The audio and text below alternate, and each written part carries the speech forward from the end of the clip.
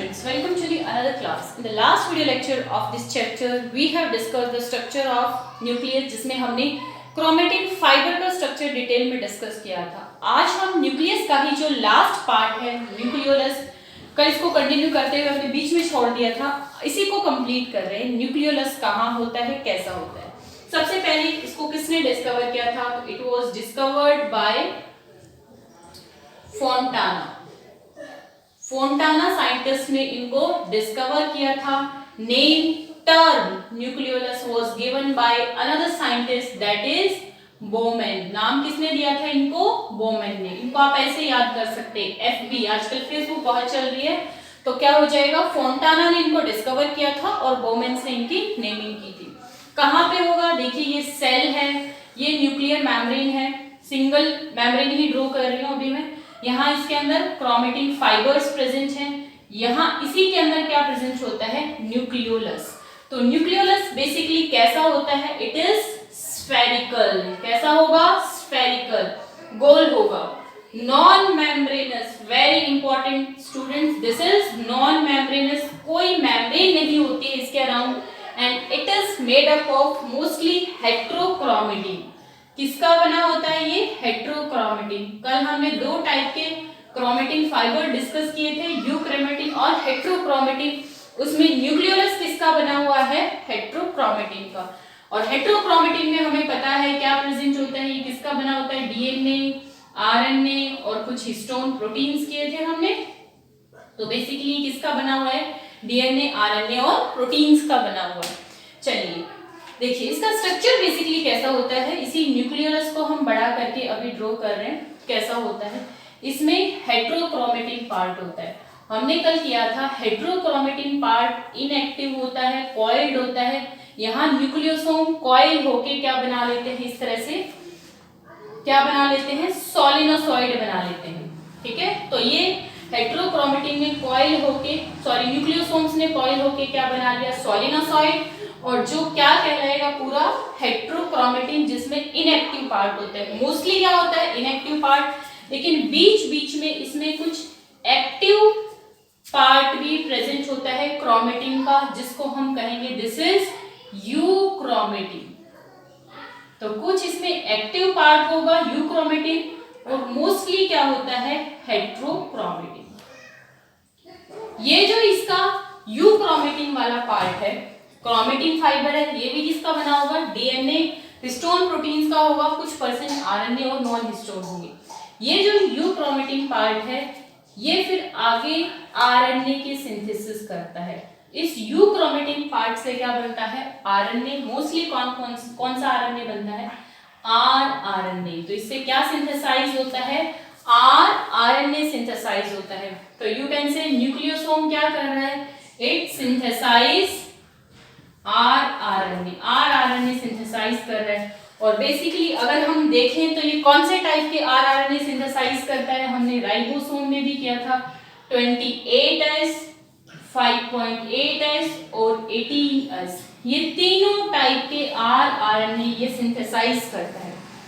जो eukaryotic ribosome होते हैं उसमें एक और आरएनए प्रेजेंट होता है, दैट इज 5S आरएनए. तो ये तीनों तो कहाँ सिंथेसाइज होंगे? इस यूक्रोमेटिन से सिंथेसाइज होंगे. मींस ये न्यूक्लियस के अंदर न्यूक्लियोलस से सिंथेसाइज हो रहे. ये जो 5S आरएनए है ये न्यूक्लियस के अंदर नहीं सिंथेसाइज होता है, ये बाहर सिंथेसाइज होता है. तो इसीलिए इस 5S को हमने वहां भी किया था, इसको हम क्या बोलते हैं? Extra nucleolar RNA. क्या कहेंगे इसको? Extra nucleolar RNA. This is extra nucleolar RNA जिसका न्यूक्लियस से बाहर ऑरिजिन होता है. अब ये जो सब यूनिट्स हैं हमने कहाँ डिस्कस किया था इनको? राइबोसोम्स. 80S राइबोसोम में हमने दो सब यूनिट डिस्कस की थी, 60 और 40S. तो ये सब आरएनए अब मिलके क्या बनाएंगे? ये सारे आरएनए मिलके अब क्या बनाते हैं? They form 60S and 40S सब यूनिट ऑफ राइबोसोम. ये राइबोसोम की 60 और 40S सब यूनिट बनाएंगे. और हमने किया था जब मैग्नीशियम आयन की कंसंट्रेशन 0.001 हो जाती है तो ये दोनों सब यूनिट्स यूनाइट कर जाती हैं और ये कंप्लीट क्या बना लेती हैं? राइबोसोम. तो अब आप क्या कहेंगे, न्यूक्लियोलस क्या काम कर रहा है, क्या फंक्शन है इसका? तो न्यूक्लियोलस का मेन फंक्शन क्या है, ये आरएनए बना रहा है, और वही आरएनए आगे चल के क्या बना रहा है, राइबोसोम की सब यूनिट बना रहा है, और यू कैन से राइबोसोम्स बना रहा है। तो it helps in the synthesis and assembly of ribosomes. किसमें हेल्प करता है, फंक्शन इसका मेन क्या हो जाएगा, most important function, synthesis and assembly of ribosomal subunit. जो राइबोसोम की सब यूनिट है 60-40, उनको सिंथेसाइज कर रहा है, उनको असेंबल भी करवा रहा है, कंप्लीट राइबोसोम बना रहा है उससे।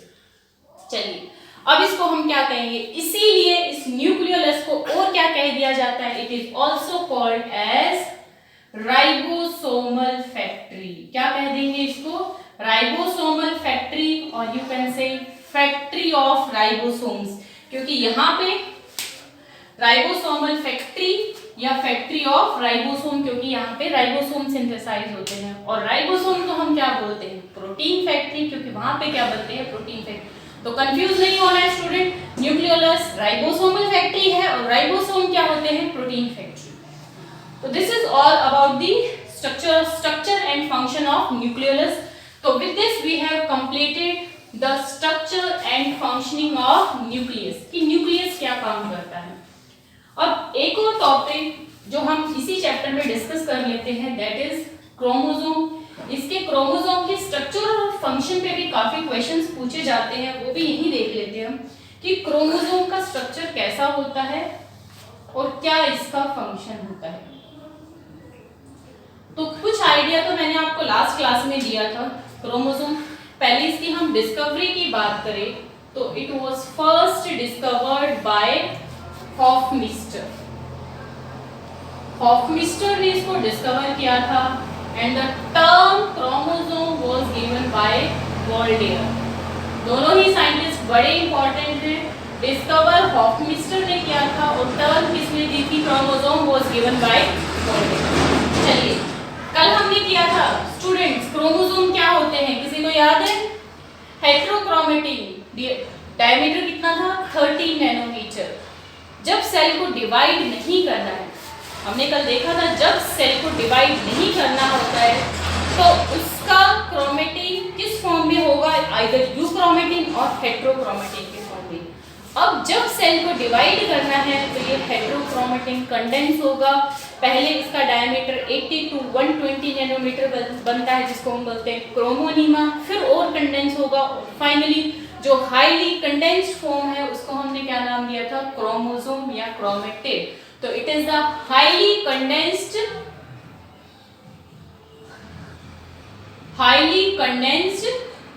Chromatin fibre. Highly condensed chromatin fibres हैं, और डायमीटर हमने स्टूडेंट्स कल देखा था, अराउंड इनका डायमीटर कितना होता है, 700 to 1400 नैनोमीटर। नॉर्मल सेल में क्या क्रोमोसोम्स दिखाई देंगे, no, they will appear only during cell division. सिर्फ ये कब दिखाई देते हैं सेल में, सेल डिवीजन के टाइम ही दिखाई देते हैं। वेरी इंपॉर्टेंट, नॉर्मल सेल में नहीं दिखाई देंगे, जब सेल को डिवाइड करना होता है तभी दिखाई देंगे। अगर हम क्रोमोसोम के साइज की बात करें, if we talk about the size of chromosome, तो it is directly proportional to the number of genes, कि उसके ऊपर कितने जीन प्रेजेंट हैं। जितने जीन्स होंगे उसके अंदर, जितने ज्यादा जीन्स होंगे साइज उतना बड़ा होगा, जितने कम जीन्स होंगे साइज उतना ही छोटा होगा उसका। स्टूडेंट्स एक और टर्म होती है, दैट इज जीनोम। जीनोम क्या होता है, जीनोम एक सिंगल सेट ऑफ क्रोमोसोम, एक सेट क्रोमोसोम को हम क्या बोलते हैं, जीनोम। तो genome is the single set of chromosome. जैसे स्टूडेंट समझिए, अगर हम बात करते हैं हैप्लॉइड, कोई ऑर्गेनिज्म को हम बोल रहे हैं हैप्लॉइड, मीन्स उसमें क्या है, एक ही सेट है क्रोमोसोम का, एन। अगर हम बोलते हैं ऑर्गेनिज्म है डिप्लॉइड, मीन्स उसके अंदर क्रोमोसोम के 2 सेट हैं, डबल जीनोम है, तो दैट इज 2n। अगर हम बोलते हैं ट्रिप्लॉइड, मीन्स उसके अंदर क्रोमोसोम के 3 सेट हैं, 3n। पॉलीप्लॉइड, बहुत सारे सेट हैं क्रोमोसोम्स के, तो उस कंडीशन को क्या कर देंगे, पॉलीप्लॉइड। एक और टर्म होती है students, that is karyotype. Karyotype क्या होता है? अगर हम ये जो जीनोम है, क्रोमोसोम का जो सेट है, इसके हम फिजिकल कैरेक्टर्स को देखें, जैसे हम देखें कि उसमें उसका साइज कितना है, उसके ऊपर नंबर ऑफ जीन्स कैसे हैं, उनका अरेंजमेंट कैसा है, उस क्रोमोसोम जीनोम का शेप कैसा है, जब इन फिजिकल मेजरमेंट्स को हम स्टडी करते हैं तो उसको हम क्या कहते हैं, कैरियोटाइप। तो it is the physical measurement of a genome, या you can say physical characteristics of a genome. Appropriate word होगा फिजिकल कैरेक्टरिस्टिक ऑफ जीनोम, कि उस जीनोम के हम फिजिकल कैरेक्टर्स देख रहे हैं, सच एज शेप, उसके शेप को देख रहे हैं, साइज को देख रहे हैं, नंबर ऑफ जीन्स को स्टडी कर रहे हैं, उसके ऊपर कितने जीन्स होंगे, लेंथ ऑफ क्रोमोसोम को देख रहे हैं। तो ये सब फिजिकल कैरेक्टर्स जब हम देखते हैं जीनोम के, तो उसको हम क्या बोलेंगे, कैरियोटाइप। और इसी के से रिलेटेड एक और टर्म होती है ईडियोग्राम, दैट इज ईडियोग्राम, कि हमने जीनोम के फिजिकल कैरेक्टरिस्टिक्स को स्टडी कर लिया, उसका शेप देख लिया, साइज देख लिया, क्रोमोसोम का शेप साइज देख लिया, अब उनको हम ग्राफिकली रिप्रेजेंट करते हैं। यहाँ तो सिर्फ उसके फिजिकल कैरेक्टर्स को स्टडी किया, जब उनको ग्राफिकली एक ग्राफ के ऊपर हम रिप्रेजेंट कर देते हैं अकॉर्डिंग टू देयर साइज, उन जीनोम को, उन क्रोमोसोम्स को हम अरेंज कर देते हैं, तो जो हमें ग्राफ ऑब्टेन होता है that we call as idiogram. तो this is the graphical representation, graphical representation of idiogram, sorry karyotype. जो हमने साइज जो देखा है, जो फिजिकल कैरेक्टर हमने देखा है, स्टडी किया है, उसको हम ग्राफ पे प्लॉट कर दें तो उसको हम क्या कहेंगे, ईडियोग्राम। और इसमें बेसिकली क्या, जीनोम को, क्रोमोसोम्स का अरेंज किया जाता है on the decreasing order of their size. तो chromosome are arranged on in the decreasing order of their size, अपने साइज के डिक्रीजिंग ऑर्डर में उनको अरेंज किया जाता है, तो दैट इज कॉल्ड ईडियोग्राम। अब एक और चीज है स्टूडेंट्स, अगर हमें क्रोमोसोम का स्ट्रक्चर स्टडी करना है, आगे हम इसके बाद नेक्स्ट चैप्टर स्टार्ट करेंगे, that is cell cycle and cell division. उसमें फेजेस होती हैं अलग अलग, prophase, metaphase, anaphase, different cell division की फेजेस हैं।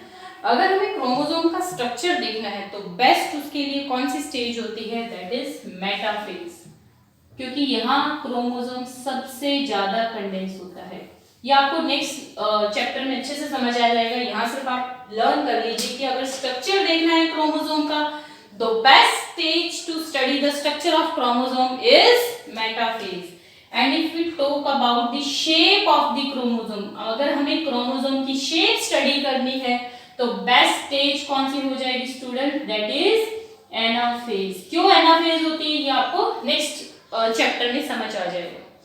तो स्टूडेंट्स, आज के क्लास में हमने क्रोमोसोम की सिर्फ इंट्रोडक्शन को देखा है, इसका जो बेसिक स्ट्रक्चर है, ये टाइप ऑफ क्रोमोसोम है, वो हम नेक्स्ट वीडियो लेक्चर में डिस्कस करेंगे। टिल देन आप इसको अच्छे से रीड कीजिए।